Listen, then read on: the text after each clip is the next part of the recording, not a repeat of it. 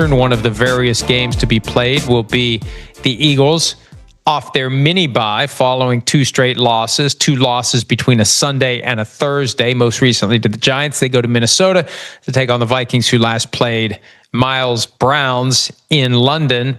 Vikings 3-2, Eagles 4-2. And the question in Minnesota, who will the quarterback be? And for the first time ever, Kevin O'Connell seemed a little pissy yesterday when he was asked the question of who the starting quarterback. Any news, any update on who the starter will be? No, it hasn't changed since Monday. And there was just a little edge to his voice. And because there's usually nothing. So just to see anything was noteworthy. But look, I think it's going to be Carson Wentz. You read between the lines. You look at the injury report. Carson Wentz fully participates in practice. J.J. McCarthy limited as he's coming back from the ankle. O'Connell's already told us the answers to the questions for the test. McCarthy's got to practice the whole week. He's got to be ready to go. He can't just be, hey, I'm 100% Saturday night. You got to be ready. And if you're getting Wentz ready, you're not going to have the reps to get McCarthy ready. I think they're working McCarthy back toward it. I think next week is more realistic. It was a 4 to 6 week injury. This is week 5. Wentz has played well enough. They've gone 2-1, and Justin Jefferson's getting the ball a lot, which I'm sure is a factor in all of this. I think it's going to be Wentz going against the team that drafted him 9 years ago. Yeah, I think you're right about that, Mike. And I think about Kevin O'Connell's approach to young quarterbacks and the things that he's talked about, how teams fail young quarterbacks before the young quarterback fails the team. And I think all of that kind of goes into what he wants to do with J.J. McCarthy right now, which is, you want to make sure that he's set up for success in the best way possible. And part of that goes into how much is he practicing, right? And this is something that Kevin O'Connell has brought up too. There was the birth of J.J. McCarthy's child, and he wasn't available to practice because obviously it's something else that was a little bit more important going on. And then he gets out on the field and things don't look quite right. And I think the importance of practice for a young quarterback and getting every single rep that you need is something that O'Connell's really going to try to stress so that he sets up J.J. McCarthy for more success than he would otherwise. I think it would be different if McCarthy were a more established starter, but we're still talking about somebody that would only be going into his third start, and somebody who just has not had those built-in practice reps, right? And so because of that, I think O'Connell is going to be a little bit more cautious than he would otherwise be with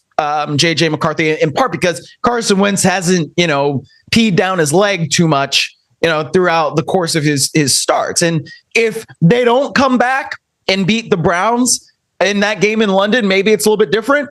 But I think Carson Wentz's play, especially that last drive, has maybe allowed O'Connell to think, all right, we can continue to be cautious here, especially because we don't want to set up our young quarterback to not have the success we know he needs.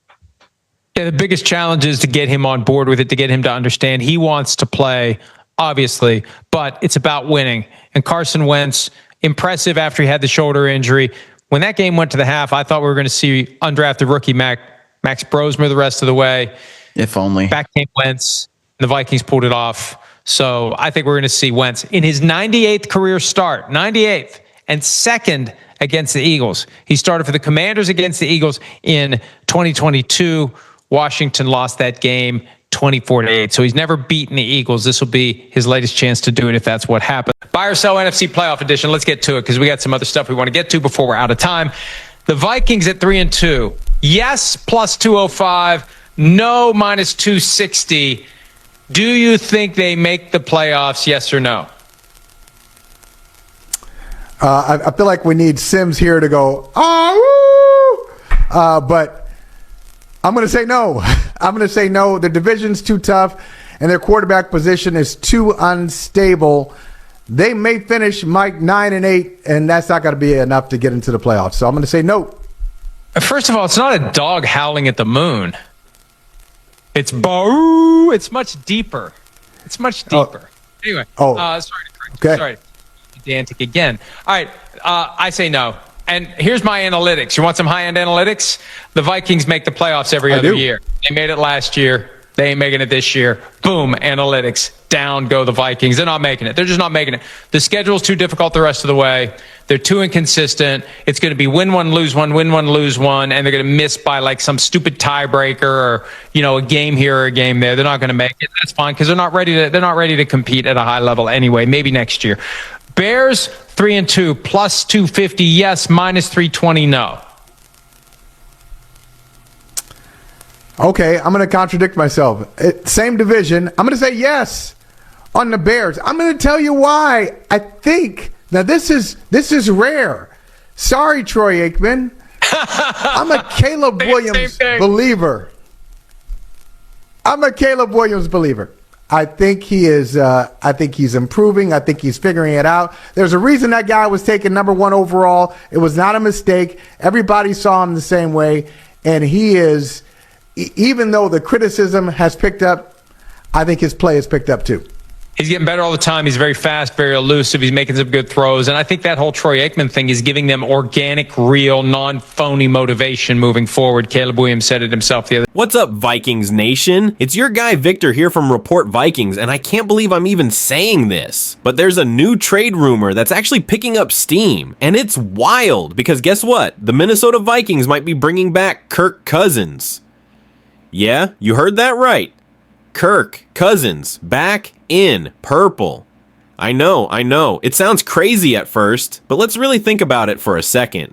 This team is sitting at 3-2, the defense is doing its job, and yet the offense, it's struggling badly. Between J.J. McCarthy's ups and downs and Carson Wentz being, Carson Wentz, the Vikings are looking for a spark. And honestly, who better to stabilize things than a guy who already knows the system, who's already thrown for over 23,000 yards in purple, and who has the respect of that locker room, Kirk Cousins. Now here's the situation. Cousins is in Atlanta right now, sitting behind rookie sensation Michael Penix Jr. The Falcons handed the keys to Penix after Week 16 last year, and Cousins hasn't seen the field since, except for garbage time. He's thrown just 7 passes this season. 7! This is a 4-time Pro Bowler, a guy who just last year put up 3,500 yards, 18 touchdowns, and yeah, too many picks, 16 interceptions. But still, that's a starting caliber QB sitting on the bench doing nothing. And here's the thing, Cousins has a no-trade clause, so he controls where he goes. But according to reports, he'd be willing to waive it for the right situation. And if you ask me, what better situation than coming back to a team he knows, with Justin Jefferson, Jordan Addison, TJ Hawkinson, and a defense that's playing playoff football. Guys, this could make a lot of sense, and not just emotionally. Here's what the mock trade looks like. Vikings receive Kirk Cousins plus a 2026 7th round pick. Falcons receive a 2026 6th round pick. So basically a pick swap. You're not giving up any premium draft capital here.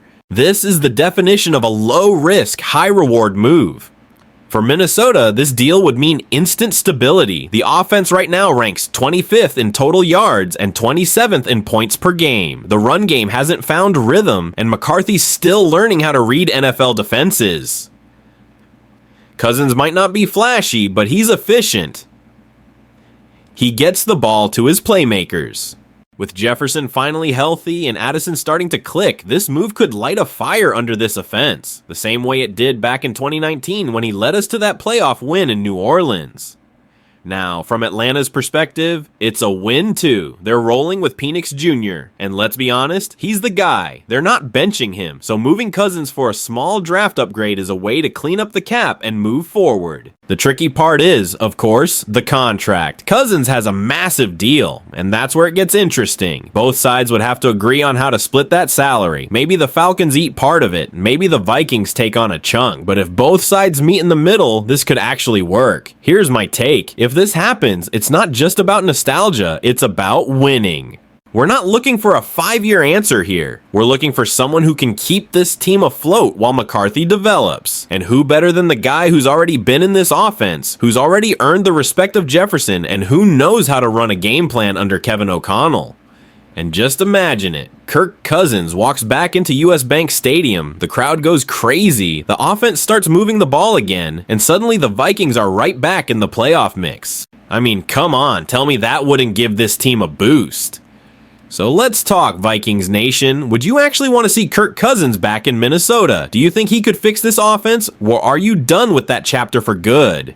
Drop your thoughts down below. I want to hear everything. Be honest, be loud, be purple. Hit that like button if you'd love to see Captain Kirk back in purple and gold. Make sure you're subscribed so you don't miss the latest trade updates. And as always, stay passionate, stay loud, and always Skull Baby.